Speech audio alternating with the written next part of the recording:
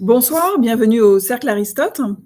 Nous sommes réunis ce soir pour une nouvelle émission qui en est à son deuxième épisode, intitulée « La Troisième Guerre mondiale a-t-elle commencé ?» pour reprendre la phrase d'Emmanuel Todd. Les temps sont troublés et la confusion règne, pourtant certains doutent peu alors que d'autres cherchent à comprendre. Nous sommes plutôt dans la seconde catégorie, alors malgré la propagande des deux bords, une question commence à émerger dans le débat public. Ce conflit peut-il durer ? Peut-il prendre de l'ampleur ? Pour répondre à ces questions délicates, épineuses, nous recevons ce soir Laurent Heininger. Bonsoir Laurent Heininger. Bonsoir.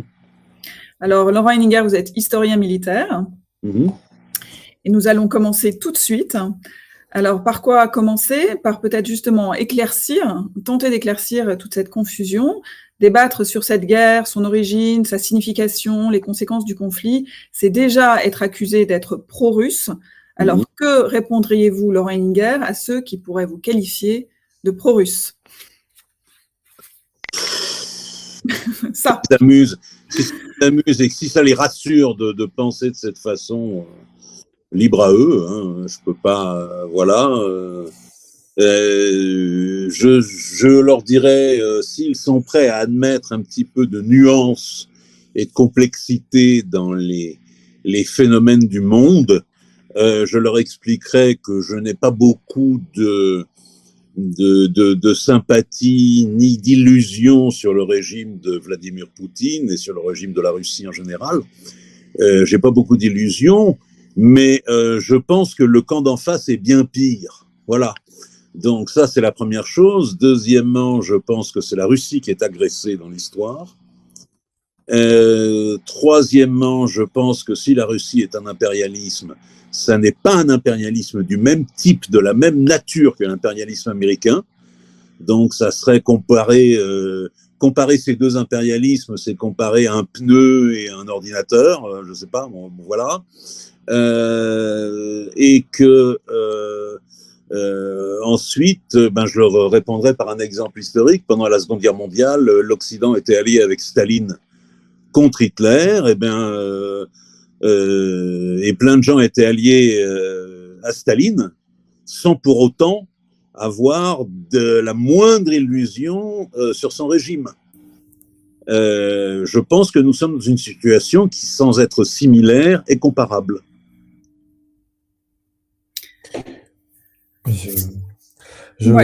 On peut profiter de votre expertise. Je pensais qu'on faisait un ping-pong. Je m'excuse auprès du public si on peut marcher sur les pieds avec ma très chère Flavie.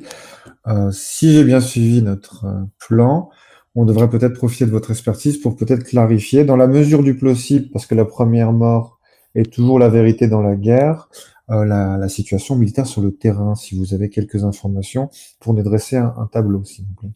Les informations que je possède sont à peu près celles de monsieur tout le monde. J'ai pas accès au secret des états-majors d'un camp ou de l'autre. Donc, ce que je sais, c'est que la Russie a plutôt mal commencé la guerre, mais pour des raisons qu'on pourra expliquer. Deuxièmement, qu'ils ont réussi à infliger des pertes terribles à l'armée ukrainienne en un an. Des pertes qui sont, je dirais, 3 ou 4 fois supérieures à celles des Russes. Que pour l'instant, la situation d'un point de vue front est relativement bloquée, qu'on ne sait pas comment débloquer cette situation, et je pense que pour l'instant, les différents protagonistes ne le savent pas non plus. Ce qui a fait dire à certains analystes que c'est une situation bloquée comme ça avec un front qui ne bouge plus, ça pouvait être comparable à la guerre de 14, mais surtout à la guerre de Corée. Vous savez, cette guerre entre la Corée du Nord et la Corée du Sud étant soutenue par les Américains et l'Occident, et la Corée du Nord étant soutenue par la Chine et l'URSS à l'époque. Et c'est une guerre qui dure de 1950 à 1953. Et en fait, tous les grands combats, les grands mouvements de la guerre de Corée s'étalent uniquement sur l'année 1950, tout petit peu début 51. Et puis ensuite, pendant 3 ans, avant qu'une armistice soit signée, le front est bloqué. Il ne se passe quasiment plus rien. Voilà, donc on peut imaginer une situation de ce genre qui se développe. Maintenant, pour en revenir aux mauvaises performances russes au début de la guerre, je dirais que les Russes sont en fait, je pense qu'on s'est trompé sur l'armée russe à cette époque-là. On aura l'occasion d'y revenir tout à l'heure sur la question, quand on parlera de la question des fantasmes d'ailleurs, parce qu'il y a beaucoup de choses à dire à ce sujet, mais pour l'heure, je dirais que les Russes sont partis dans ce qu'ils appellent leur opération militaire spéciale en fin février 2022, avec seulement 150 000 hommes. Le problème, c'est qu'un pays aussi vaste que l'Ukraine, on ne l'envahit pas avec seulement 150 000 hommes. Il aurait fallu minimum 10 fois plus d'effectifs pour réellement envahir l'Ukraine. Ce qui signifie qu'ils n'avaient pas l'intention de l'envahir stricto sensu. Alors ils se sont illusionnés sur le fait qu'ils pouvaient lancer une opération, une sorte de raid avec une si petite force, et ils se sont illusionnés, peut-être d'ailleurs les a-t-on intoxiqués, peut-être d'ailleurs que les services occidentaux les ont induits dans cette erreur. C'est une éventualité, c'est une possibilité.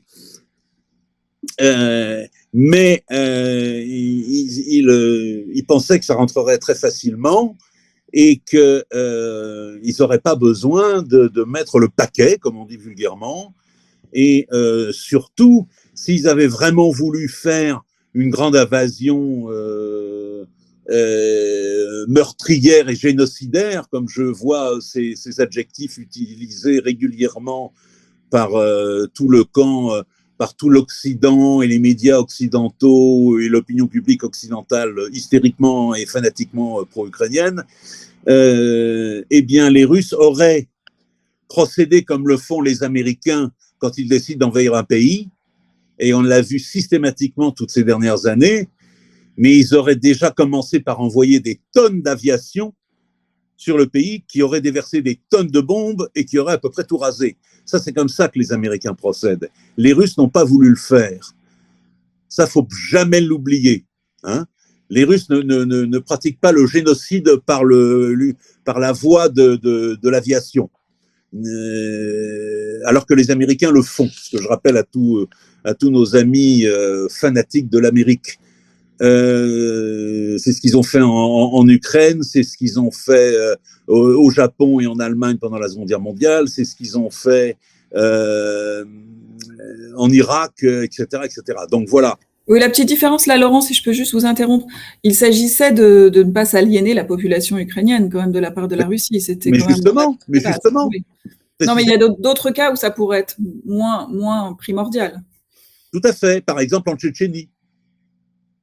Par exemple, dans les guerres de Tchétchénie, ils ont pris beaucoup moins de gants, les Russes. Ça, c'est vrai. Bon. Mais effectivement, ils ne voulaient pas s'aliéner la population ukrainienne.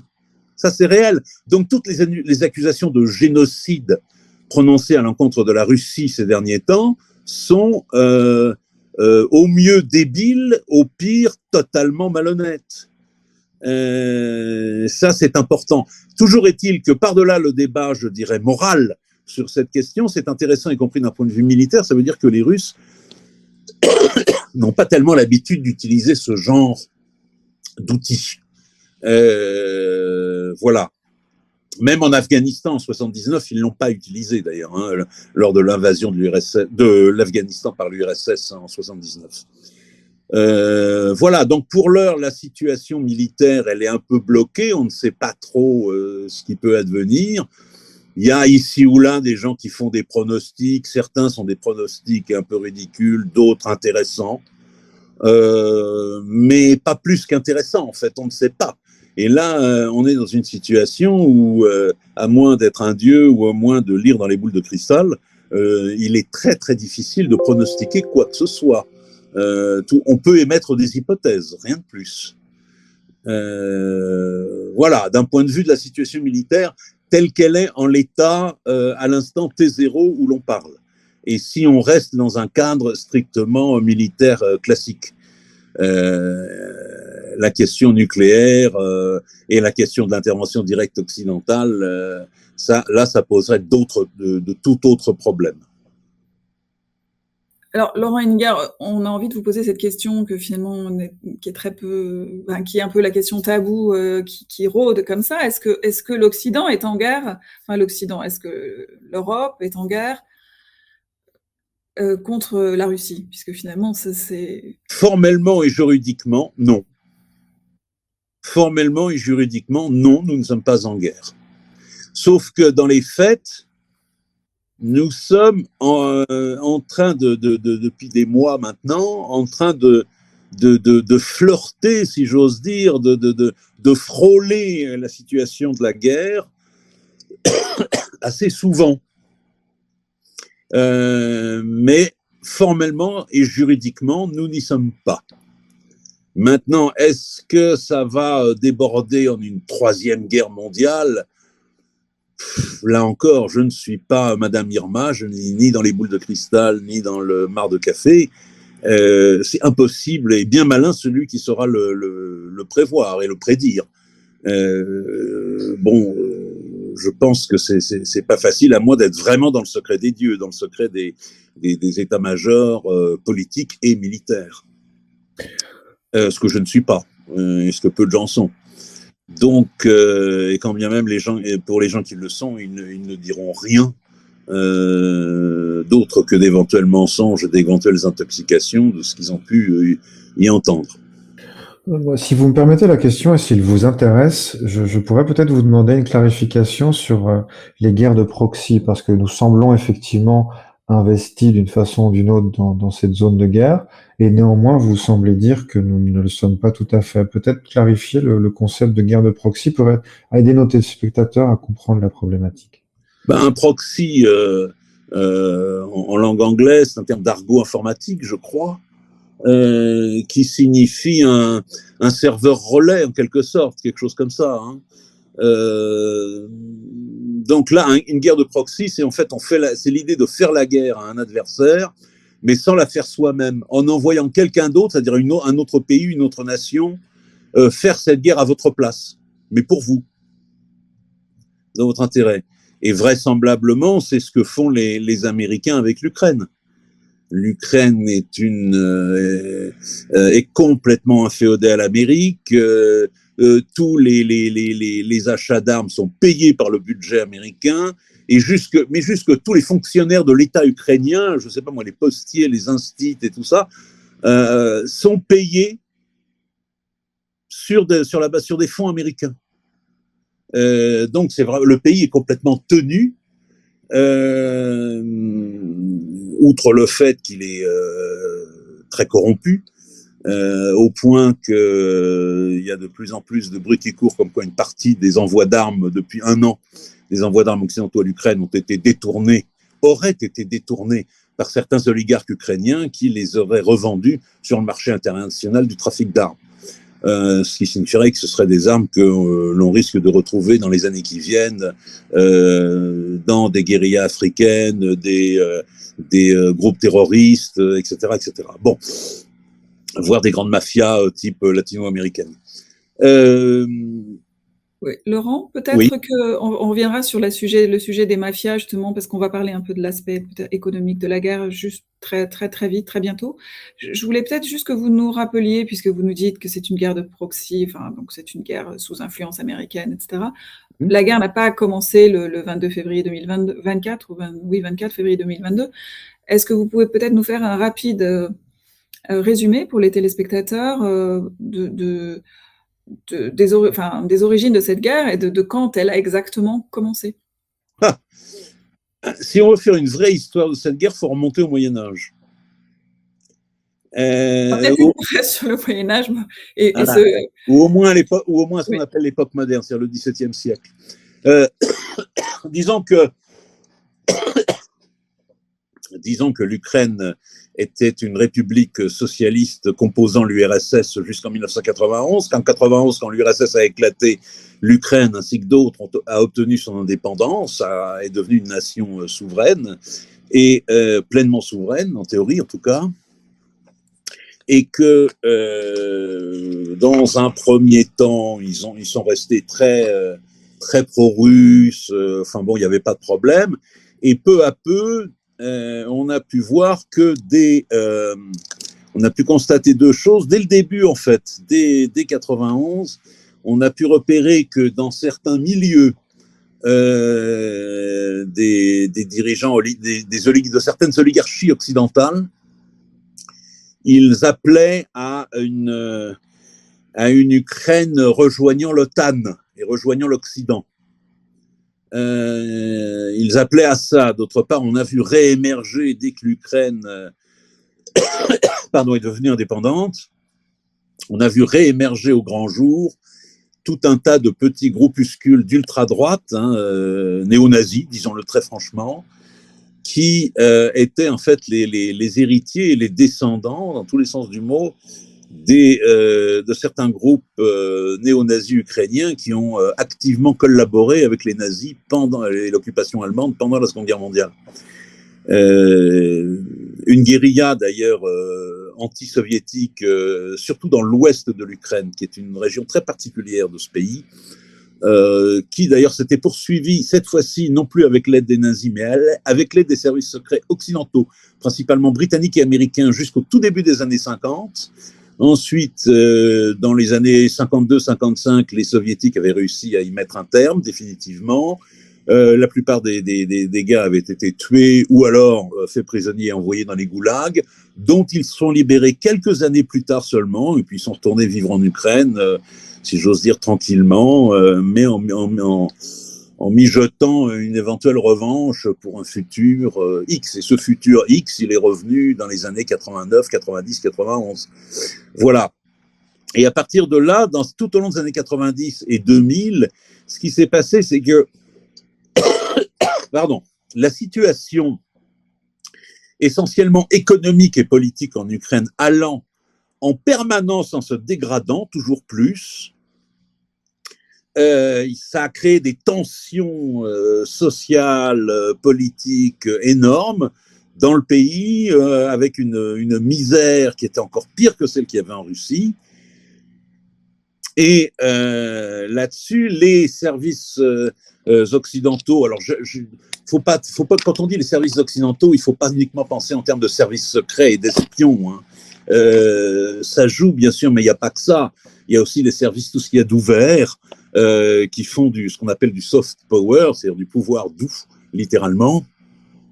Et je pense notamment à ceux qui sont les plus efficaces et les plus nombreux dans ce cas-là, à pratiquer cela, c'est ceux qu'on appelle tous les agents du département d'État américain. Et le département d'État, il faut savoir que aux États-Unis, c'est comme ça qu'on appelle le ministère des Affaires étrangères chez nous, vous voyez.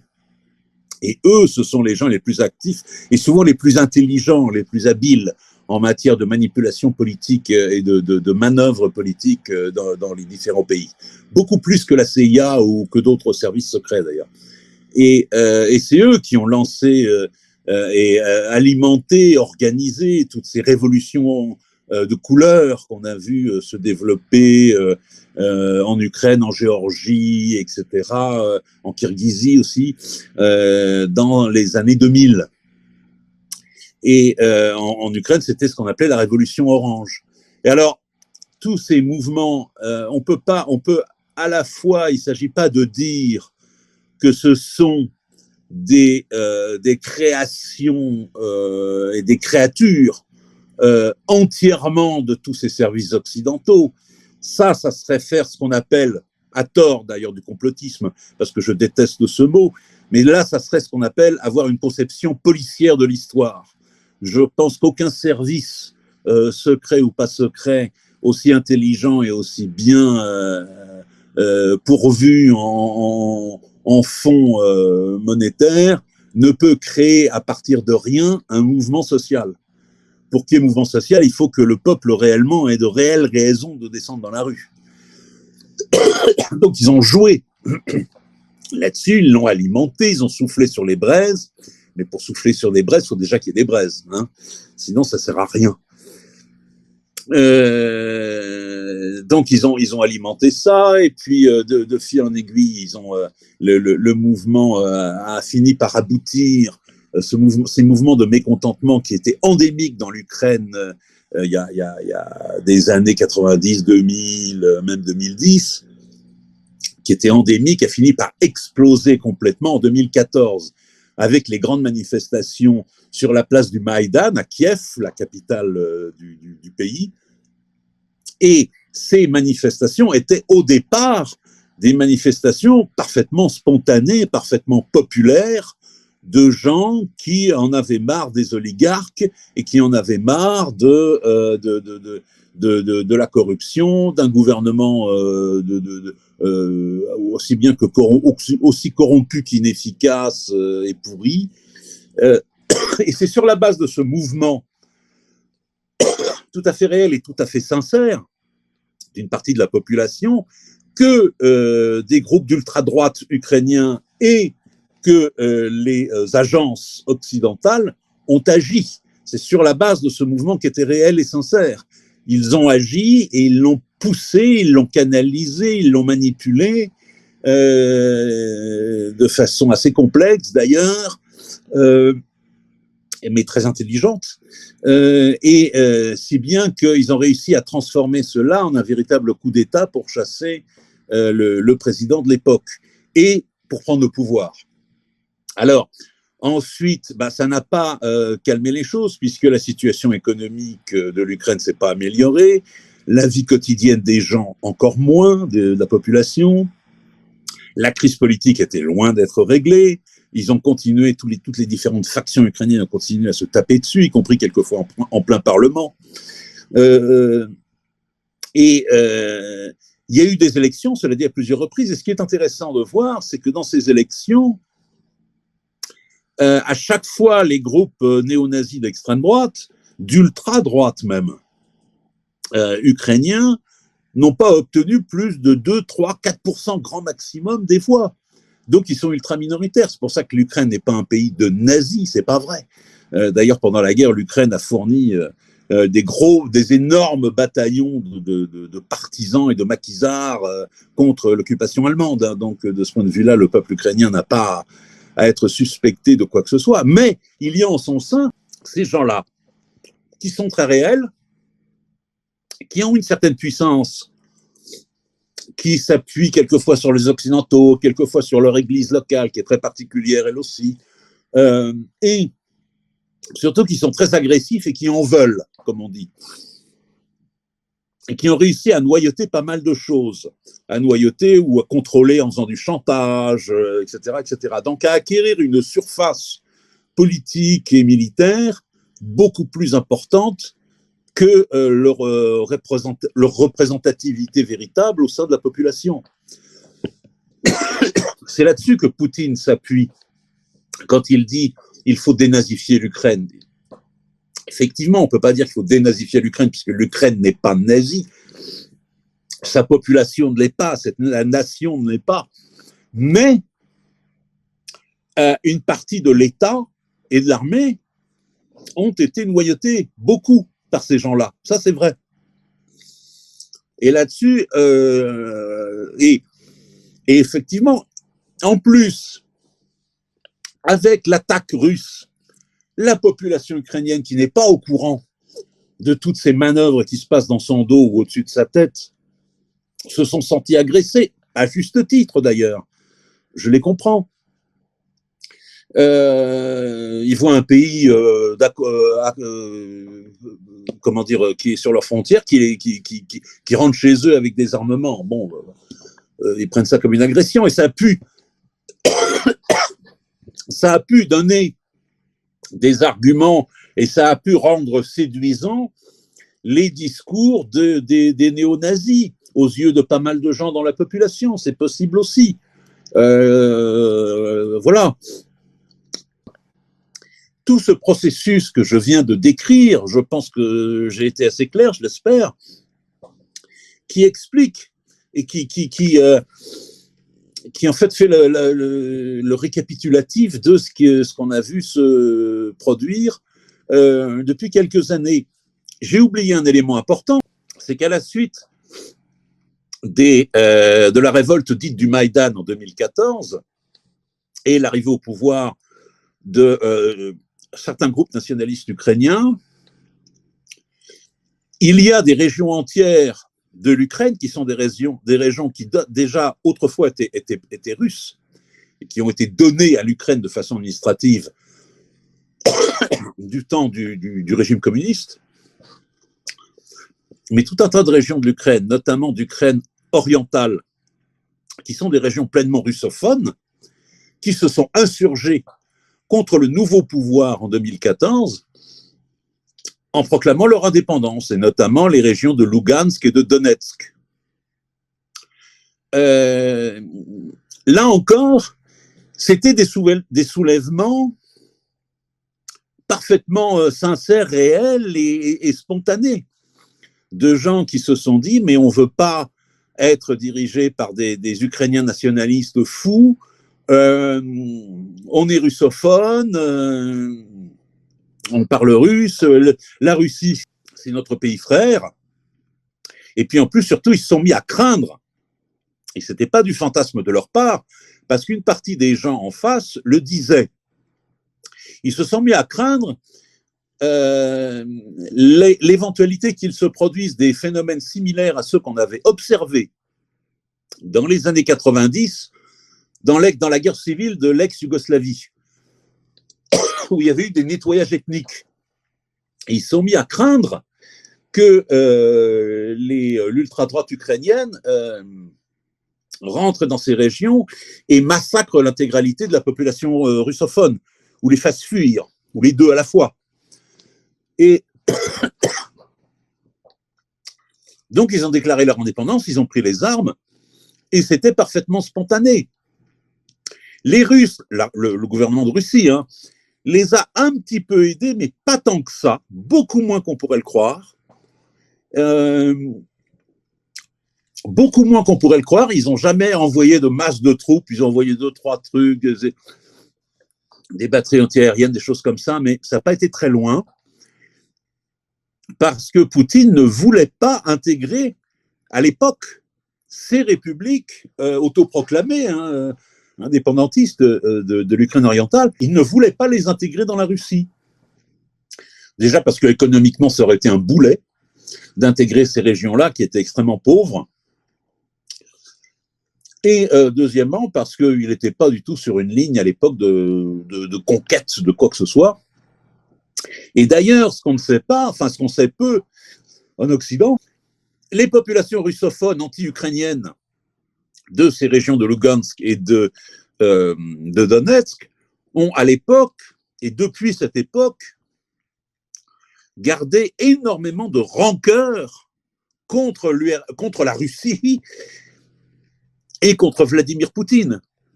Le salaud, il nous a abandonnés, on est tout seul, etc. Et le fait est qu'entre 2014 et 2022, il y a eu une guerre, là encore, assez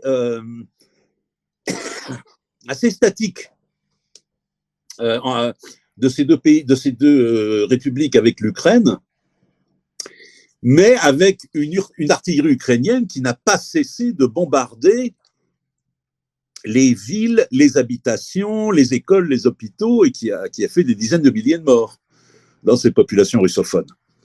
Ça, on a tendance à l'oublier. Voilà, et puis ensuite, c'est de fin 2022, l'attaque russe, et voilà. Je voulais peut-être juste préciser que le Donbass, en effet, la population est pauvre, mais c'est une région quand même qui est très riche en minerais, et en charbon aussi, je crois. Et, le bassin dit du Donbass, où se trouvent ces deux républiques, sont effectivement riches en charbon. Je ne suis pas certain qu'elles soient riches en d'autres matières premières. En minerais, alors je ne suis pas une spécialiste de ce qu'on appelle de tous les minerais, mais il y a du fer. Est-ce qu'on considère que le... Ah oui, c'est possible.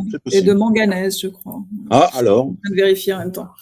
Bon, voilà. Alors, en effet, on a beaucoup d'informations là. Je pense qu'il faut digérer tout ça. Alors, je voulais peut-être passer justement à la dimension économique de la guerre, qui est aussi un sujet qui est trop rarement évoqué. Alors, vous parliez des mafias et du trafic d'armes. On peut peut-être commencer par ça, mais aussi après, éventuellement, évoquer quels sont les enjeux économiques des belligérants. Enfin, si on peut, voilà, enfin, de tous les pays qui sont actifs dans cette guerre, parce que je pense que là, il y a quand même une dimension qu'il est important de prendre en compte. Alors, je ne suis pas du tout un expert des questions économiques, et donc je vais peut-être dire des grosses bêtises. Je ne suis pas certain du tout que des raisons économiques soient en tant que telles à l'origine de la guerre. J'en suis pas du tout certain. Moi, j'y vois plutôt des vraies raisons politiques et géopolitiques. D'un point de vue économique, oui, c'est vrai qu'il y a des mafias en Ukraine qui profitent de la guerre, mais de toute façon, elles profitaient déjà de la paix, donc voilà. D'autre part, on peut dire que les États-Unis étant depuis la Seconde Guerre mondiale dirigés par leur complexe militaro-industriel, trouve toujours à faire du profit dans le fait que leur pays soit en guerre ou soutienne une guerre. Et puis alors, on a beaucoup parlé, certes, oui, bon, des ressources minérales de l'Ukraine, bien sûr. Il n'y a pas besoin de guerre pour les contrôler. Et puis, il y a un serpent de mer sur lequel je n'ai pas encore réussi à faire vraiment la lumière, mais dont j'entends pas mal parler, c'est qu'il semblerait qu'il y ait chez certains grands groupes agroalimentaires américains une volonté d'acheter des millions de mètres carrés de terre en Ukraine. Parce qu'il faut savoir que la terre d'Ukraine, en tout cas dans la majeure partie du pays, c'est une terre qu'on appelle le tchernosium. C'est ce qu'on appelle, nous en français, les terres noires, parce que c'est une terre effectivement de couleur noire, qui donne d'ailleurs un look assez particulier au pays. Et cette terre est réputée comme étant extrêmement fertile. C'est d'ailleurs pour ça que l'Ukraine est le grenier à blé. C'était le grenier à blé de la Russie tsariste, de l'URSS, aujourd'hui qui continue à vendre du blé dans le monde entier. C'est d'ailleurs pour ça que le drapeau ukrainien, c'est jaune en bas et bleu au-dessus, c'est-à-dire jaune, c'est les champs, les blés d'Ukraine, et au-dessus, c'est le ciel d'Ukraine. Hein. C'est l'explication de leur drapeau.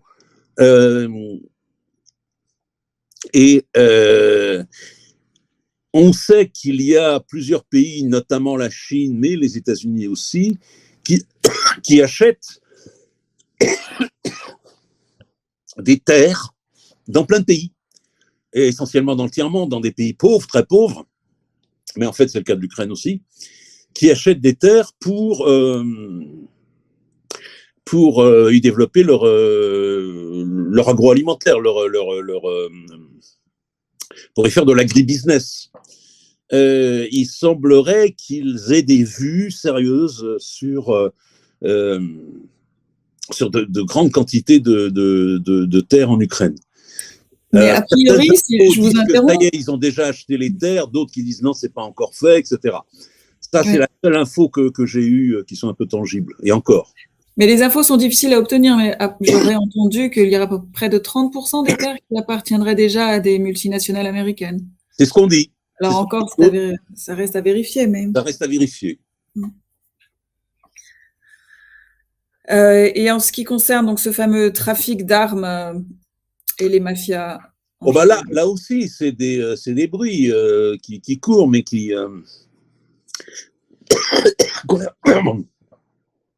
ont l'air assez sérieux. Comme quoi, il semblerait qu'une partie de l'aide en armement envoyée par les Occidentaux depuis un an, une partie aurait été détournée par des mafias locales. Quand on dit des mafias locales, c'est des grandes mafias, hein, c'est pas le petit voleur de portefeuille du coin de la rue. Des grandes mafias locales, on aurait détourné une partie pour les revendre sur le marché international de de l'armement, le marché international clandestin de l'armement. Et d'ailleurs, c'est pas hasard s'il y a quelques jours, on a vu une vidéo de la télé ukrainienne qui a donné en quelque sorte des garanties sur cette question-là, comme quoi la question est gênante. Si la télé ukrainienne s'est sentie obligée, et le gouvernement ukrainien s'est senti obligé de faire cette réponse très théâtralisée, on a vu 2 membres du gouvernement ukrainien être arrêtés, on leur a passé les menottes et tout ça, être arrêtés en pleine séance du Conseil des ministres. Et la vidéo a été abondamment mise sur les réseaux sociaux et sur l'Internet en général. Et comme par hasard, l'un des 2 est un très haut dirigeant des douanes ukrainiennes. Bon. Donc, je pense qu'il n'y a pas de fumée sans feu. Voilà ce que je peux en dire pour l'heure. On en saura plus d'ici quelques années. Ouais, Ça me permet une petite transition, peut-être une généralisation un peu du débat, dans le sens où effectivement ces problèmes particuliers peuvent être à la source de la division relative du camp occidental, et je vous invite peut-être, si vous voulez bien, à nous développer. On peut être un peu assez surpris de voir l'Allemagne, la Grande-Bretagne, la Pologne, les Américains prendre quand même en partie des directions un peu différentes. Est-ce que vous pourriez nous faire rentrer dans cette division occidentale, s'il vous plaît? Oh bah oui, Bon, on va dire que les Américains sont très divisés. Déjà dans les oligarchies dirigeantes. Hein. Bon, les démocrates et les néoconservateurs à l'intérieur du camp républicain, eux, sont carrément anti-Poutine, anti-Russie, pro-Ukraine, et sans se poser trop de questions. Chez les républicains, il y a beaucoup de voix qui s'opposent. Mais pas uniquement chez les républicains, parce que on commence à voir depuis quelque temps, et pas depuis quelques jours, hein, ça fait déjà plusieurs mois qu'on peut l'observer, il y a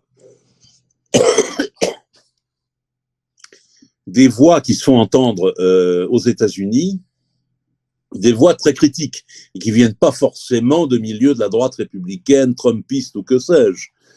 Il y a le journaliste Seymour Hersh qui a mis en cause la version officielle de la destruction du pipeline, du gazoduc, Nord Stream 2. On a, moi j'avais vu il y a quelques mois aussi, j'avais vu passer une tribune libre dans les colonnes du New York Times, donc dans un organe de presse, tout ce qu'il y a de mainstream et de politiquement correct. Hein. Il y avait une tribune libre qui était très très critique vis-à-vis du gouvernement ukrainien, vis-à-vis de cette guerre et vis-à-vis du discours officiel occidental. Bon, mais ça, je pense que c'est lié à cette tradition américaine de liberté de la presse qui est réelle. Elle est loin d'être parfaite, bien évidemment, mais elle est en tout cas plus réelle qu'en France. On a beaucoup moins dans ce pays de journalistes qui sont des courtisans, alors qu'en France, pratiquement tous les journalistes sont des courtisans, au sens quasiment Louis XIVien du terme, hein. Et ce, quel que soit le gouvernement d'ailleurs. Bien. Vous avez en Occident des pays qui sont, par exemple, alors l'extrême opposé, c'est la Hongrie, qui est presque pro-Poutine, alors qu'elle est membre de l'OTAN, membre de l'Union européenne, etc. Parmi les plus hystériques et les plus déterminés dans le combat anti-Russie, on a les Britanniques, qui correspond chez eux à une vieille tradition qui remonte au 19e siècle, d'être anti-russes. Je parle des oligarchies dirigeantes, hein, je ne parle pas des populations. Hein. Les Britanniques sont très très anti-russes, et en Pologne également, où il y a une tradition anti-russe qui frôle l'hystérie, qui dure depuis très longtemps. Alors tout le monde dit oui, mais les Polonais, ils ont de bonnes raisons. Ils ont certaines bonnes raisons, mais pas que.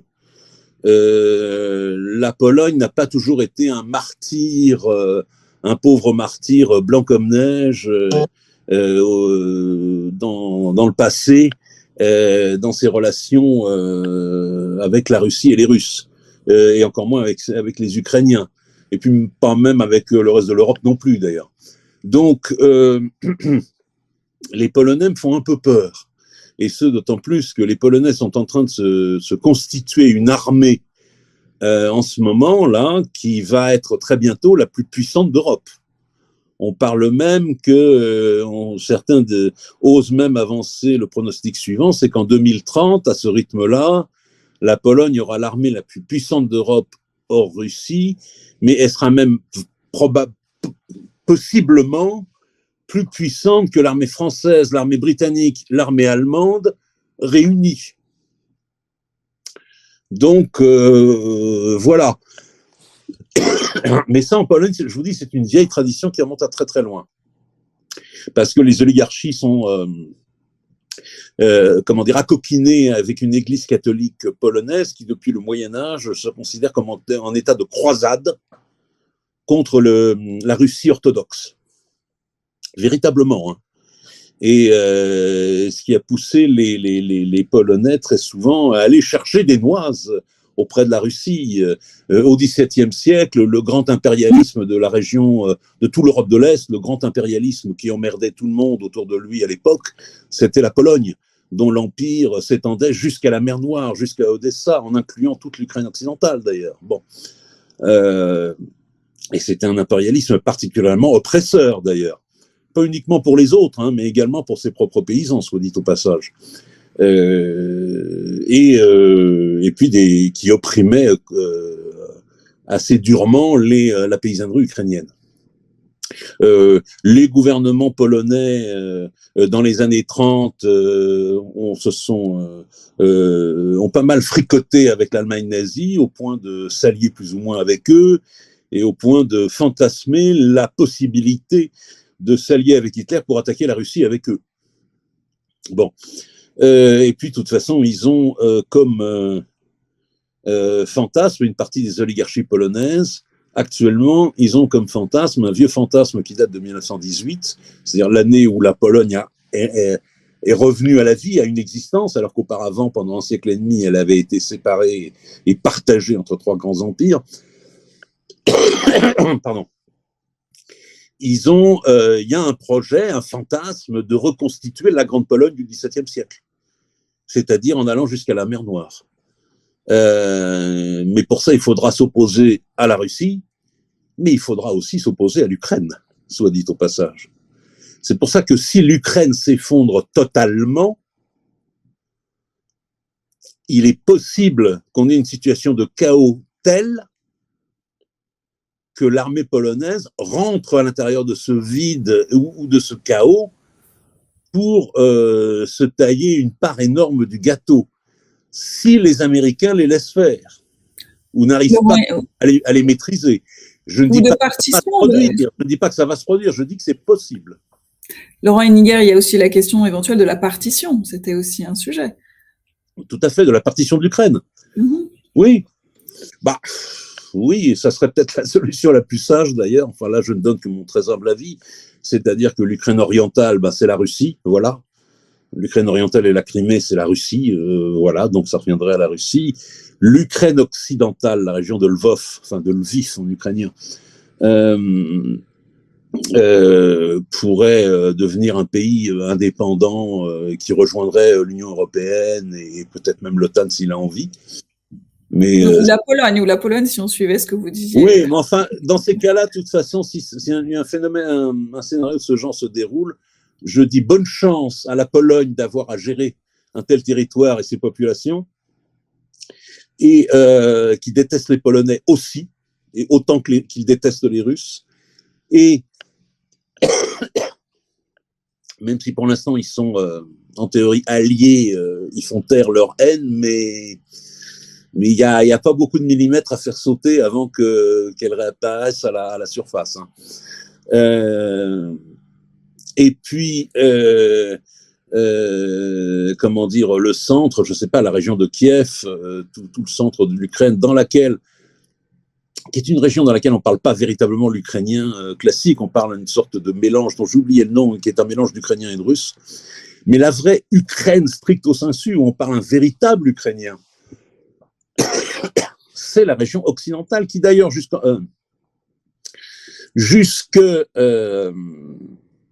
qui n'a jamais fait partie de l'Empire russe, qui faisait partie de l'Empire austro-hongrois auparavant. Vous voyez ?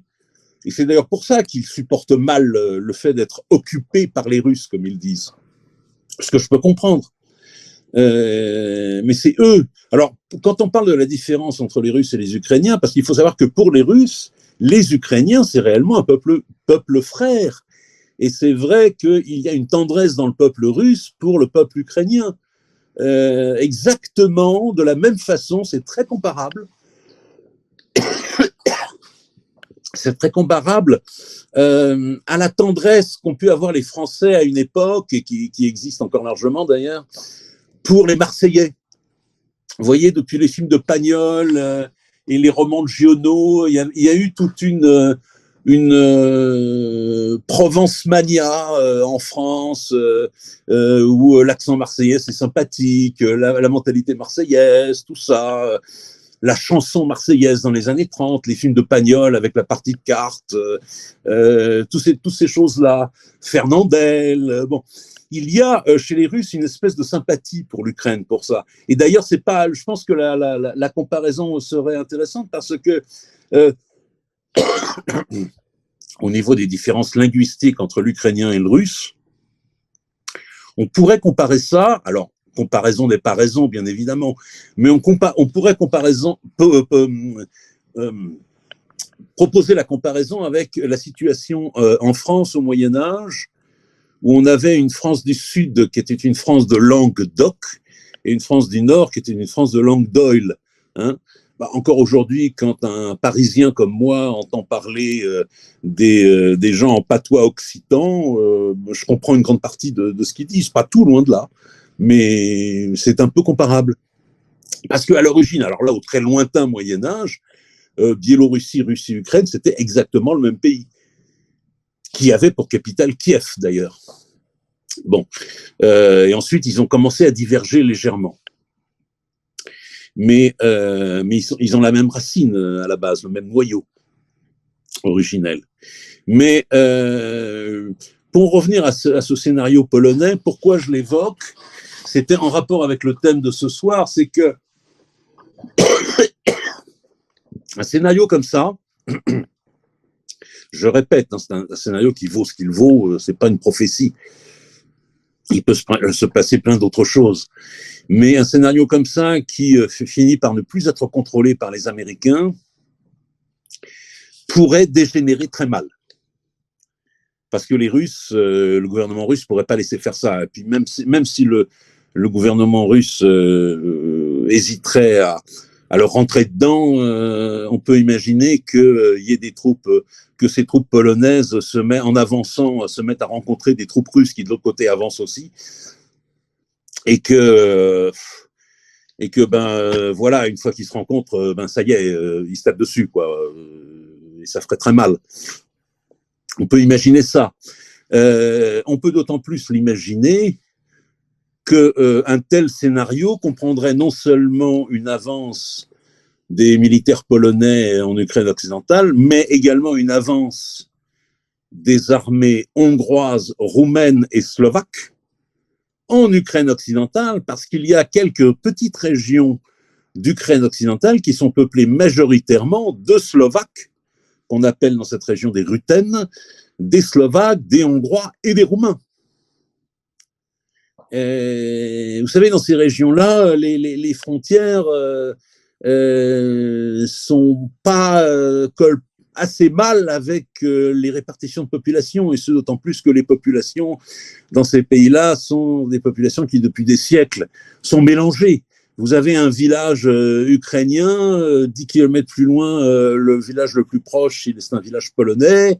Ensuite, vous avez un village roumain, village hongrois, etc. C'est très mélangé. D'ailleurs, l'Ukraine elle-même, ça veut dire Ukraine, ça veut dire les confins, la frontière.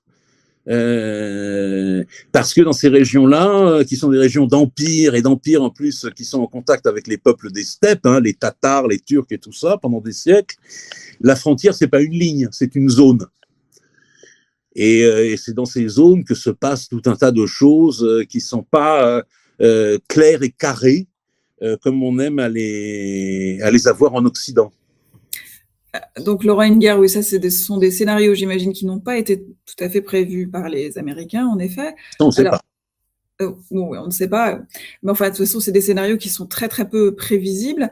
Alors, je voulais aussi que vous nous disiez un mot de cette alliance entre la Russie et le monde islamique. Moi, j'y crois pas. J'y crois pas parce que il n'y a pas de vraie alliance avec la Russie et le monde islamique. Il n'y a pas de vraie alliance. Il y a des alliances d'intérêt, mais on a une confiance mutuelle très limitée, très, très limitée. Et pour l'instant, les Russes, ils sont vaguement alliés, mais je dis bien vaguement, avec l'Iran. Mais c'est une alliance qui peut, en cas de coup très dur, ou au contraire, à l'inverse, en cas de calme plat, partir en sucette. Ensuite, l'Iran, c'est pas le monde islamique normal, c'est le monde islamique chiite, qui est minoritaire dans l'islam. Il n'y a pas d'autres pays chiites, à ma connaissance, ou alors des tout petits, mais il n'y a pas de vrai pays chiite dans le reste des pays musulmans. La Turquie n'est pas chiite, l'Asie centrale n'est pas chiite, l'Indonésie, le Pakistan, l'Afghanistan ne sont pas chiites. La péninsule arabique, la Syrie, l'Afrique du Nord, l'Égypte ne sont pas chiites. Donc, de ce point de vue-là, cette pseudo-alliance avec l'Iran, elle apporte pas des masses de choses. Ils ont une bonne alliance avec Bachar el-Assad, c'est vrai, mais Bachar el-Assad, c'est le nationalisme arabe à l'ancienne, quasiment à la Nasser, hein, donc c'est un nationalisme arabe des années 50-60, et qui n'est pas très populaire dans le reste du monde arabe. L'Égypte a des bons rapports avec la Russie, mais elle en a de bons aussi avec l'Amérique. Même chose pour le Pakistan. Les pays d'Afrique du Nord sont pas très pro-russes, sauf peut-être l'Algérie, mais là encore, c'est un peu comme avec l'Iran, c'est une alliance fragile. Parce que c'est vrai que l'armée algérienne s'est équipée de matériel russe depuis des années, et en particulier ces toutes dernières années où ils ont considérablement augmenté leur capacité en faisant des achats d'armes russes. Mais l'Algérie a également de très bons rapports avec les États-Unis. Et puis, il y a même eu des cas ces dernières années où le torchon a pu brûler entre Alger et Moscou, notamment quand Moscou avait vendu des avions MiG-35 à l'Algérie, que l'Algérie a refusé parce qu'ils avaient des défauts de fabrication. Et les Russes ont dû s'excuser platement et rembourser immédiatement les avions et en fournir d'autres. Et les Algériens ne sont absolument pas laissés faire. Donc l'idée de Moscou allié au monde islamique, je sais que c'est un vieux fantasme qui avait été caressé d'ailleurs dans les années 18-19 par les bolcheviks eux-mêmes, mais qui dès cette époque d'ailleurs a fait plouf, hein, ça a fait long feu, ça n'a pas du tout marché, et puis ensuite qui est devenu un grand fantasme de certains milieux de droite en France ou dans certains autres pays, qui voyait là encore un contournement de l'Occident par la Russie à travers le monde musulman, etc. Bon, tous les partisans de la droite Algérie française ont beaucoup fantasmé là-dessus à une époque. Moi, j'y ai jamais tellement cru, hein, parce que les musulmans sont fondamentalement, en particulier les oligarchies de la religion musulmane, sont fondamentalement conservatrices et anticommunistes. Hein. et même maintenant, quelque part, la Russie, c'est un pays chrétien. Donc, on peut faire des alliances, oui, mais c'est toujours des alliances avec énormément d'arrière-pensée. Donc, très fragile. Laurent Henninger, on a déjà beaucoup avancé dans l'émission, on n'est pas encore à la fin, mais comme on voudrait bientôt impliquer les téléspectateurs, nous allons peut-être aborder un dernier sujet qui autour de, de tous les fantasmes qu'on peut avoir sur la Russie. Je pense que c'est un sujet qui vous intéresse un petit peu, les fantasmes à divers degrés, les fantasmes civilisationnels, et on pourra peut-être parler justement aussi à la fin des fantasmes que l'Ukraine ou les pays de l'Est ont sur l'Occident en contrepartie. Hein. Oui. Alors, les fantasmes sur la Russie, ça m'a toujours fait rire parce que c'est vrai que depuis très longtemps, là encore, hein, excusez-moi, mais je ne peux pas me débarrasser de mes travers, de mes défauts d'historien, qui est toujours de voir les choses sur la longue durée. Les fantasmes sur la Russie durent depuis très très longtemps. Depuis très longtemps, on a des récits présentant la Russie comme une terre d'ogres sauvages qui mangent des petits-enfants. Bon, il y a ces fantasmes-là en Russie, alors quand vous les racontez aux Russes, ça les fait généralement éclater de rire. Bon, ce que je comprends.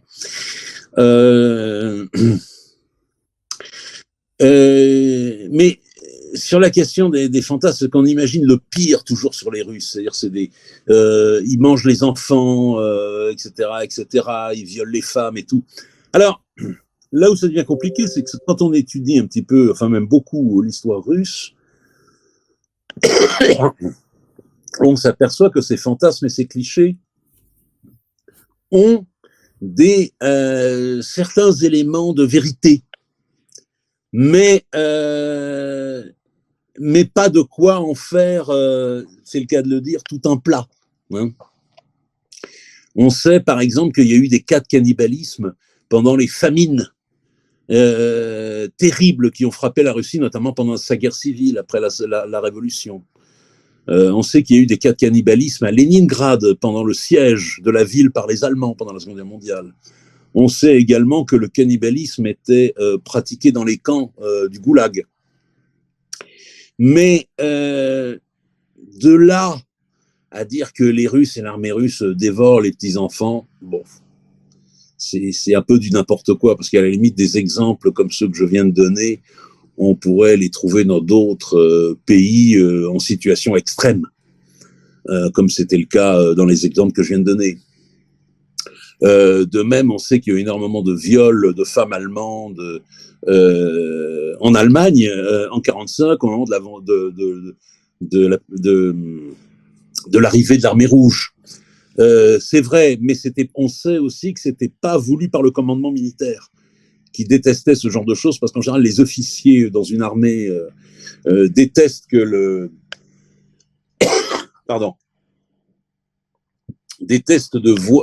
voir leurs soldats pillés et violés.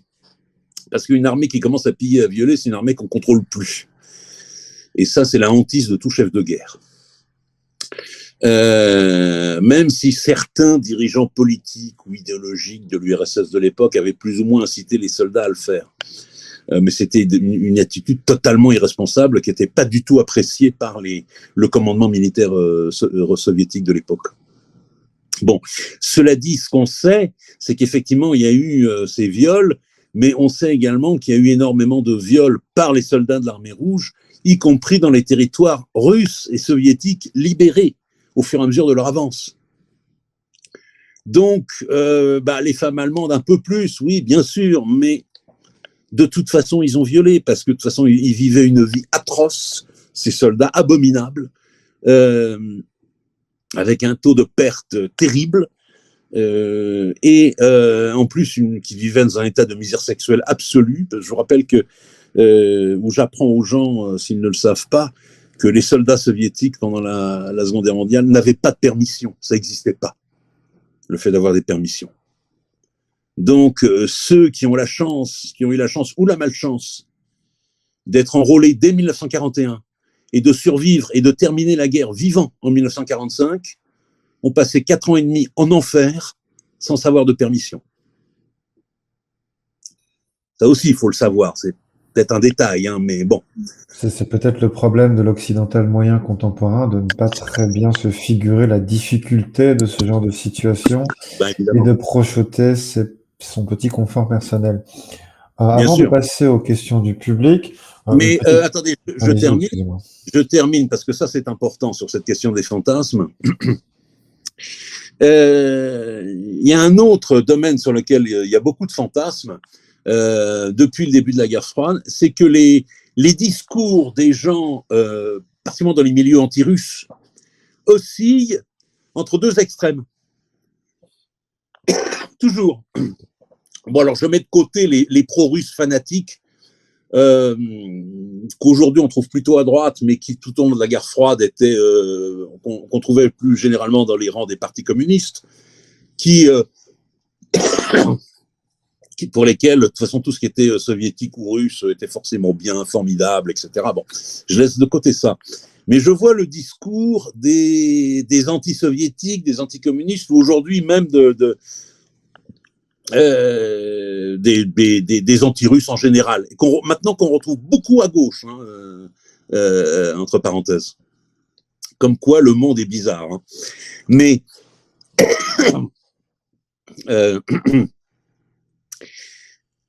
d'un point de vue, je dirais, militaire, économique, politique, etc., ils oscillent entre deux extrêmes. C'est « Ah, quelle horreur, la Russie est un monstre militaire, la Russie est surpuissante, ils ont des milliers et des milliers de chars, ils vont nous bouffer tout cru, ils vont nous envahir, en 24 heures, ils sont à Paris, etc., etc., ils sont très très forts et tout. » Bon, c'est un discours, ok. Et puis de l'autre côté, on a un autre discours, et souvent tenu par les mêmes personnes à 24 heures ou à 48 heures de différence. Hein. Mais les Russes, mais c'est des ploucs, c'est des abrutis, leur armée, elle est nulle, leurs camions, c'est des vieilles guimbardes en tôle qui tiennent pas, qui ont les pneus dégonflés, leurs soldats n'ont rien à bouffer, ils ont même pas, la plupart ont même pas de bottes, ils ont pas assez de munitions, etc., etc. On oscille entre ces deux extrêmes. Et c'est ridicule. Dans un cas comme dans l'autre, c'est ridicule. La Russie et son armée ne sont ni la nullité catastrophique qu'on décrit, ni la surpuissance qu'on décrit aussi. Parce qu'en général, ce qui est intéressant, c'est de voir que les médias ont intérêt à avancer sur un discours quand ça les arrange de faire peur aux gens. Ils insistent sur le côté la Russie est surpuissante. Et quand ils ont envie de montrer, de ridiculiser et d'humilier la Russie, ils montrent à quel point les Russes sont minables, lamentables, mauvais, complètement ploucs et tout ça. Mais dans les deux cas, c'est de la manipulation. Déjà parce que les deux sont faux dans l'absolu, mais également parce que et les gens qui croient à ça et qui reproduisent ces discours de propagande complaisamment distillés par les médias sont des gens qui n'ont aucune suite dans les idées. Parce que, à la limite, ils pourraient avoir un des deux points de vue, pourquoi pas, mais pas l'autre, c'est pas compatible. Donc, il faut choisir. Et ça, cette oscillation, on l'a vu déjà tout au long de la guerre froide également, hein. Un discours qui, d'un côté, présentait la Russie comme étant minable, misérable, médiévale, ou presque, bon. Et un discours la présentant comme étant une super puissance monstrueuse contre laquelle on ne pouvait rien faire. C'est l'intérêt de vous inviter et d'avoir ce genre de format, c'est que ça nous rappelle le véritable fond de l'affaire et permet à nos spectateurs de justement se faire une opinion un peu plus construite, un peu plus éloignée du verbiage complètement inepte de nos médias actuels. J'en profite pour faire un pas de plus avant les questions du public et vous poser pour faire un petit peu un atterrissage en douceur. Nous avons eu récemment l'allocution de Monsieur Poutine et dans la foulée des commentaires chinois qui appelaient à l'apaisement, peut-être nous ramener un petit peu à l'actualité pour progressivement aller vers les questions de nos téléspectateurs. Merci beaucoup. Vous voulez que je réponde? J'ai pas compris. Il y a une question qui m'est adressée. Oui, qu'en pensez-vous? Comment avez-vous interprété l'allocution de Monsieur Poutine et un appel à l'apaisement de la part des Chinois pour revenir un peu à l'actualité et progressivement revenir loin de l'espace des concepts et revenir un peu à notre concrétude de court Ouais, terme? bah, Poutine, son discours, c'était un discours de fermeté, de rassemblement. Bon, c'est très classique hein, d'un point de vue communication politique, hein, ce qu'il a fait. Hein, voilà, c'est un discours, un appel à la nation russe, un appel à la nation russe pour qu'elle resserre les rangs, qu'elle soit ferme dans ses objectifs et dans son intention de se défendre. Bon, ça avait quelque chose d'un petit peu churchillien hein, à sa façon. Voilà. Et puis c'est un discours qui est également en direction des Occidentaux, était destiné à bien faire comprendre que la Russie n'était pas près de céder et défendrait fermement ses intérêts, sans pour autant, enfin c'était dans son discours, hein, sans pour autant apparaître comme étant hyper agressive. Bon. Quant aux Chinois, les Chinois ont eu un discours très très mesuré, très très subtil et très très asiatique, hein, pour rester dans les clichés, d'une subtilité qui était à la fois d'un soutien très feutré à la Russie et en même temps l'envie d'apparaître comme étant une puissance responsable, pacifique, cherchant la paix et proposant ses bons offices pour aider à des négociations, à la reprise des discussions et de la diplomatie entre les différents belligérants. Au passage, la Chine, en faisant ça, se pose aussi comme une grande puissance, ce qui a eu le don d'énerver les Américains, d'ailleurs, au passage. Voilà. Je vais me servir de l'eau en attendant que les gens posent des questions. Alors, Laurent, nous avons une première question de Chando. Comment pourrais-je expliquer à un propagandiste de l'OTAN que la Russie se protège quand bien même c'est l'Ukraine qui est envahie? Ça va pas être facile parce qu'il va falloir lui expliquer, lui prouver, lui montrer à quel point c'est la Russie qui est mise, qui est sous le coup d'une stratégie extrêmement agressive de la part des Américains, de l'OTAN et de certains oligarques ukrainiens eux-mêmes depuis des années, et qu'en fait elle ne fait que se défendre, et qu'en fait elle n'a pas, par exemple, l'invasion, ils l'ont fait avec seulement 150 000 hommes et pas plus déjà. Ça peut commencer à faire réfléchir. Simplement, là je vais peut-être décevoir tout le monde, mais j'ai l'impression qu'en ce moment, avec l'hystérie qui règne, il est quasiment impossible de persuader quelqu'un du camp opposé qu'il a peut-être tort. Moi, j'ai pu le constater, y compris avec des amis très proches et intelligents, où la conversation s'arrête mais s'arrête parce que à l'étape suivante, on se tape dessus. Donc, en ce moment, il y a une véritable hystérie. Hein, donc, c'est pas évident.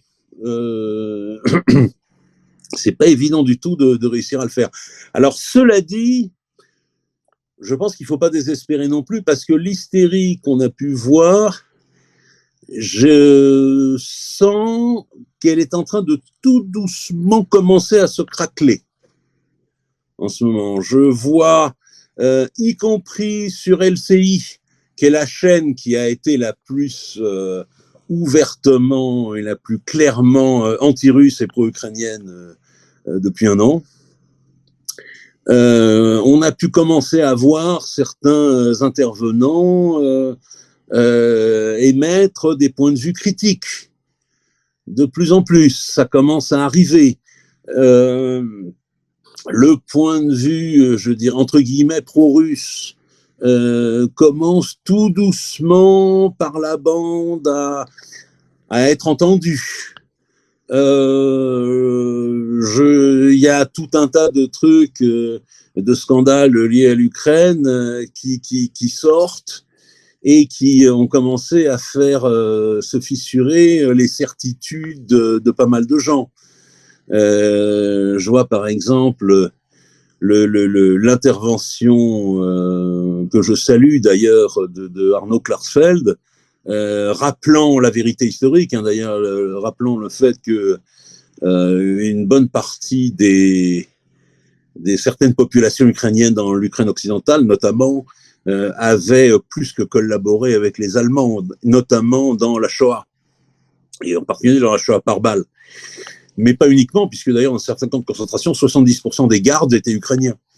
Des camps de concentration nazis, j'entends. Hein. Donc, et puis tout le culte voué en Ukraine depuis quelques années autour de Stepan Bandera, qui était un fou furieux, une ordure et un antisémite rabique, tout ça, que ça commence à irriter beaucoup de gens aux États-Unis, mais également en Pologne, parce qu'il était rabiquement antisémite, mais il était rabiquement anti-polonais aussi. Il a fait massacrer des villages de paysans polonais. Et ça, encore aujourd'hui, même la droite nationaliste polonaise ne l'avale toujours pas. Donc, bon, c'est l'affaire Nord Stream, parce qu'il apparaît de plus en plus clairement que c'est un sabotage qu'on ne doit pas aux Russes, bien sûr, mais aux Américains. Ça aussi, ça commence à faire réfléchir beaucoup de gens. Donc, je pense qu'il faut, face à ces gens-là, il faut pas chercher forcément à les prendre de façon frontale et à faire l'escalade de l'hystérie avec eux. Il faut être très calme, très sûr de soi, très tranquille. Pas chercher à les contrer s'ils sont fous furieux et qu'on voit qu'on peut pas, qu'ils entendent pas vos arguments, qu'ils refusent de les écouter. Et puis laisser faire le temps. Et puis avancer de temps en temps des événements très factuels. Voilà, tu as vu que même LCI remet en cause l'affaire Nord Stream. Bon, voilà, c'est tout. Et puis passer au point suivant de la discussion. Voilà, avancer comme ça. Je pense que le temps fera son affaire. Peut-être pour appuyer vos propos et peut-être arriver à souligner pour certains de nos intervenants particulièrement sceptiques, pour ceux qui doutaient que le camp du bien était derrière Nord Stream 2, messieurs, réveillez-vous. Je profite de la prochaine question pour saluer nos équipes qui font un très beau travail, mais qui ont aussi le droit d'interroger des intellectuels. Donc une question de Maxime Dupont, notre très cher gestionnaire. Pensez-vous que l'utilisation par la Russie de petites armes nucléaires tactiques soit plausible? Vous l'avez déjà entendu, mais c'est toujours une belle question. Tout est plausible, hein. Tout est plausible, mais j'y crois pas beaucoup, parce que les Russes, sur la question du nucléaire, sont sont des gens hyper responsables et hyper chatouilleux. Ils ont parfaitement bien compris, mieux que quiconque, à quel point, de toute façon, l'arme nucléaire, même l'arme nucléaire tactique, n'est pas une arme comme une autre. C'est une arme éminemment politique. Et je pense que même s'ils se décident à l'employer, ça sera de toute façon en toute dernière extrémité et sur des objectifs bien particuliers. Parce qu'ils savent que de toute façon, même une petite arme nucléaire tactique peut déclencher une escalade. Donc, de ce point de vue-là, le seul truc où on peut imaginer de voir les Russes utiliser une arme nucléaire tactique, ça serait par exemple, je sais pas, je dis n'importe quoi, mais sur un truc très très grave pour eux, qui serait par exemple l'armée ukrainienne commençant à reconquérir la Crimée. Parce que ça, les Russes ont laissé clairement entendre que de toute façon, la Crimée, les Ukrainiens la récupéreront jamais. Ils ont raison d'ailleurs, parce que ça n'a jamais été réellement ukrainien, et ni peuplé d'Ukrainiens. Bon. Donc voilà. Donc on peut supposer que dans pareil cas, ils pourraient, je sais pas, lancer une petite arme nucléaire tactique sur l'isthme, qui est très étroit, hein, il doit faire 7 km de large. L'isthme qui relie la Crimée au continent. Ouais, peut-être, mais même ça, faudrait vraiment leur en faire beaucoup pour qu'ils se décident à faire un truc de genre. Mais pourquoi d'ailleurs? Pourquoi on imagine toujours les Russes utilisant des armes nucléaires? Pourquoi on pense automatiquement on pense aux Russes? Pourquoi est-ce que je retourne la question à l'interrogateur? Pourquoi le réflexe n'a pas été automatiquement de suspecter l'Amérique ou les Occidentaux de le faire? Vous voyez, c'est pas un Moi, hasard. j'ai vu Rocky 4, excusez-moi, mais c'est le russe, le méchant dans Rocky 4. Oui, d'accord, mais bon, mais dans Rocky 4, si je ne m'abuse, c'est un méchant qui devient gentil à la fin quand même. Hein. Mais On est très influencé par le soft power américain qui nous a bien désigné l'ennemi, je pense. ah ben oui, oui, oui, ça c'est vrai qu'on a on a des réflexes, y compris des réflexes cognitifs. La preuve, en voilà un. On oublie un peu de préciser qui a utilisé l'arme nucléaire à la fin de la Seconde Guerre mondiale, quand même. Oui, en C'est quelque plus. chose qui reste assez... Bah oui, c'est ça. Donc voilà, moi j'ai peu de. Par contre, Florian Philippot, il y a quelques jours, a émis une hypothèse intéressante qu'il n'est pas impossible d'imaginer un scénario où il y a un emploi de ce qu'on appelle une bombe. Il pourrait y avoir un emploi de ce qu'on appelle une bombe sale. Qu'est-ce que c'est qu'une bombe sale? C'est une bombe non nucléaire, mais qui contient des éléments radioactifs. Je sais pas, vous prenez une bombe, je dis n'importe quoi, hein, mais vous prenez une bombe normale et en plus de la poudre ou des explosifs qu'il y a dedans, vous y rajoutez un peu de déchets radioactifs d'une centrale nucléaire, vous voyez. Bon. Et quand cette bombe va exploser au-dessus je sais pas moi, d'une ville, eh ben, elle va avoir une explosion normale, non nucléaire, mais elle va disperser des matières radioactives qui vont faire que la bombe est sale, entre guillemets. Ça sera toujours moins radioactif qu'une vraie explosion nucléaire, mais ça va quand même foutre des radiations sur une zone. Et donc, on pourrait imaginer un truc de genre fait par les Ukrainiens, parce qu'ils ont des centrales nucléaires, et avec une opération dite sous faux drapeau, où ils feraient passer, où ils feraient eux-mêmes exploser une telle bombe en accusant la Russie de l'avoir fait. Ça, on peut imaginer très bien, en tout cas moi je l'imagine bien, je suis d'accord donc avec l'hypothèse de Philippot, on peut imaginer un tel scénario pour deux raisons. Moi je trouve ce scénario plausible. Pour deux raisons, c'est que d'une part les dirigeants ukrainiens sont des fous furieux, des malades et des pourris complets et des fanatiques. Et deuxième raison, parce qu'ils sont aux abois. Et ils vont l'être de plus en plus, vraisemblablement, dans l'avenir proche. Donc, quelqu'un qui est pas totalement clair dans sa tête et qui en plus est le dos au mur, a plus de chances de faire une énorme bêtise de genre. Vous voyez? Laurent Henninger, on a beaucoup de questions, donc on va essayer d'y répondre, on va être un peu plus rapide. Ouais. Bref. Est-ce que l'armée une question de Red le Rouge 54, est-ce que l'armée russe a changé dans son fonctionnement, dans sa manière de penser la guerre par rapport à l'armée soviétique? Quelle est la différence entre l'armée soviétique face à l'Afghanistan, l'armée russe face à la Tchétchénie et celle de maintenant? Alors, c'est un sujet énorme auquel il est impossible de répondre en 15 secondes. Impossible. En tout cas, moi, ça sera un tour de magie dont je... En tout cas, on invite en préambule à ce que vous allez dire tous nos auditeurs à écouter une vidéo que j'ai écoutée 2 fois, que j'adore, Oui. qui est sur le cercle Aristote et qui est votre analyse de l'armée rouge et qui était passionnante. Ah oui, merci. Oui. Ensuite, en plus, je connais mieux l'armée rouge d'autrefois que l'armée russe d'aujourd'hui. Mais elle a pas mal changé sur plein de domaines. Mais en même temps, il y a d'autres domaines sur lesquels elle est restée très, très proche de l'armée soviétique d'autrefois. Par exemple, c'est une armée qui souvent est pas très bonne au début d'une guerre, mais qui apprend en cours de route. Alors apprend à la dure et en payant un prix très fort généralement, mais apprend.